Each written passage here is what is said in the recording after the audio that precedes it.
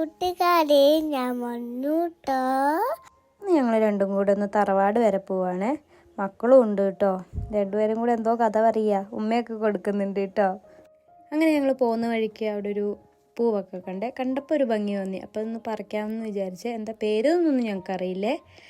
ഞങ്ങളതൊക്കെ പറിച്ച് ആദൂട്ടൻ്റെ ചെവിയിലൊക്കെ ഒന്ന് വെച്ച് കൊടുത്തു കേട്ടോ. അതിൻ്റെ പൂ തന്നെ ഞങ്ങൾ കുറച്ച് പെറുക്കി കേട്ടോ. പണ്ടൊക്കെ ഞങ്ങളതിങ്ങനെ പൊട്ടിക്കുമായിരുന്നേ. അപ്പം അച്ചായി വയലിൽ പോയിട്ട് ചോറിനാൻ വേണ്ടി വരുന്നുണ്ടായിരുന്നു കേട്ടോ. ഉച്ച സമയമായിട്ടോ ഏകദേശം.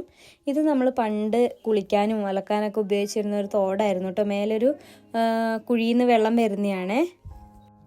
അങ്ങനെ ഞങ്ങൾ നടന്ന് തറവാട് എത്താനായിട്ടോ. ഇത് ഞങ്ങളെ അമ്മമ്മ വീടാണ്.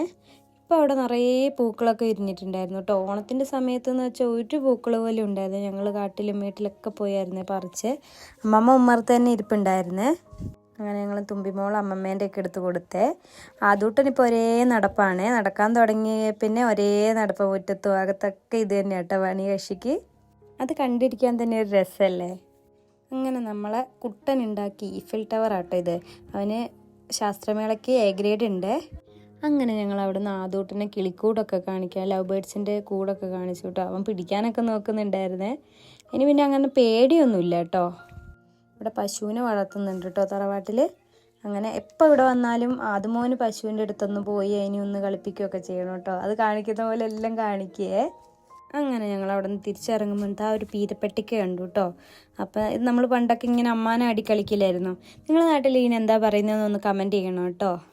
പീരപ്പെട്ടിക്ക, കുമ്മട്ടിക്ക അങ്ങനെയൊക്കെ പറയൂ കേട്ടോ. പശു ഉള്ളതുകൊണ്ട് പാലിനൊരു പഞ്ഞുമില്ല. അപ്പം ഞങ്ങളെന്താ ഒരു പാൽ ചായ ഉണ്ടാക്കാമെന്ന് വിചാരിച്ചു. അങ്ങനെ ചായയൊക്കെ വെച്ച് ചായ കുടിക്കാനുള്ള തയ്യാറെടുപ്പാണ്. മിച്ചറും തൊപ്പിക്കേക്കുമായിരുന്നു കേട്ടോ കടി. അങ്ങനെ ചായയൊക്കെ കുടിച്ചുകൊണ്ടിരിക്കുകയാണ്. ചായ കുടിക്കുന്നതിൻ്റെ ഇടയ്ക്ക് ആദൂട്ടൻ മിച്ചറിന് വേണ്ടിയിട്ട് എന്നോട് അടി കൂടുക കേട്ടോ. അപ്പം ഞാൻ അതിലെ കടലകളൊക്കെ പെട്ടെന്ന് പെറുക്കി തിന്നതാണ്. തൊണ്ടയിൽ കുടുങ്ങിയാലോ എന്ന് വിചാരിച്ച്.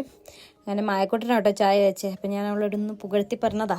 ചായ കുടിച്ചുകൊണ്ടിരിക്കുമ്പോൾ അതാ നമ്മളെ കുറിഞ്ഞിപ്പൂച്ച വന്നു കേട്ടോ. ആദൂട്ടൻ അതിനെ വിളിക്കുകയാണ്. ലാസ്റ്റ് ഒരു അടിയും കൊടുത്ത് പറഞ്ഞു വിട്ട്. അടുത്ത ഞങ്ങളെ പ്ലാൻ എന്താണെന്ന് വെച്ചാൽ അച്ചച്ചേൻ്റെ സ്മൃതി മണ്ഡപം ആട്ടോ ഇത്. അതൊന്ന് അടിച്ച് വാരി സെറ്റാക്കാം. മഴയൊക്കെ ആയതുകൊണ്ട് പായൽ കയറിയിരിക്കുകയാണ്. അപ്പം അതൊക്കെ ഒന്ന് അടിച്ച് സെറ്റാക്കാമെന്ന് വിചാരിച്ച് കയറിയതാണ്. ഞാൻ കയറിയപ്പോൾ അതിൻ്റെ പുറകെ ആദൂട്ടനും കയറി വരുന്നുണ്ടായിരുന്നു കേട്ടോ. അങ്ങനെ അതിൻ്റെ മേലെയൊക്കെ കയറി ഇരുന്നു കേട്ടോ. ഇതെൻ്റെ അമ്മേൻ്റെ അച്ഛനാണ്. എൻ്റെ അച്ഛനൊരു സഖാവായിരുന്നു കേട്ടോ. അങ്ങനെ ഞങ്ങൾ അവിടെയൊക്കെ അടിച്ച് വൃത്തിയാക്കി തിരിച്ച് നേരെ വീട്ടിലോട്ട് വന്നേ. ഞങ്ങളെ വീഡിയോസ് ആദ്യമേ കാണുന്നവരുണ്ടെങ്കിൽ ലൈക്ക്, ഷെയർ, സബ്സ്ക്രൈബ് ചെയ്യണേ. Tata bye bye.